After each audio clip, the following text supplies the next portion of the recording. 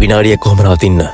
මං ඔයාලට පුංචි දෙයක් කියන්නම්. ඔයා බලන්න මේ දේ ඔයාලට වෙලා තියෙනවද කියලා. මේ සමාජය ඇතුලේ අපි මිනිසුන් ආශ්‍රය කරද්දී අපිට එක එක වර්ගයේ මිනිස්සු හම්බ වෙනවා. එක කොටසක් තමයි චීත්ත වැඩ කරන්නේ නැති මිනිස්සු.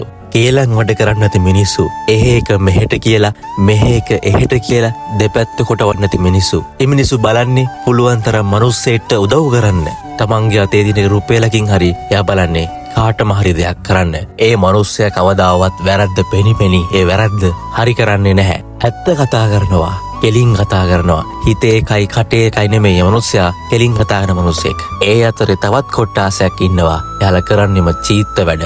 සමහර දේවල් නොකල වගේ කළා කියනවා. සමාජයට බොරුවට හොද මුණ පෙන්නලා එයාලා කරන්නේම මා යටි කූට්ටු වැඩ.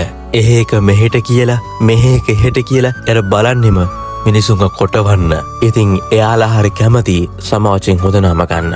දැන් හිතන්න ඔයා මොකක් හරි ප්‍රශ්නයක් වුණා කියලා මිනිස්සු ගන්නේ කාගේ පැත්තද? මිනිස්සු ගන්නේ අර කේලම් වැඩ කරලා චීත්ත වැඩ කරන කෙනාගේ පැත්ත. අන්තිමේදී අධිකාරය වෙන්නේ ඔයා. ඉතින් ඒක නිසා මම ඔයාට කියන්නේ සමාජය ඇතුලේ මිනිස්සුන්ව ආශ්‍රය කරද්දී සෑහෙන්න පරිස්සම් වෙන්න. මොකද ඊළඟ වැරදිකාරයා ඔයා වෙන්න පුළුවන්.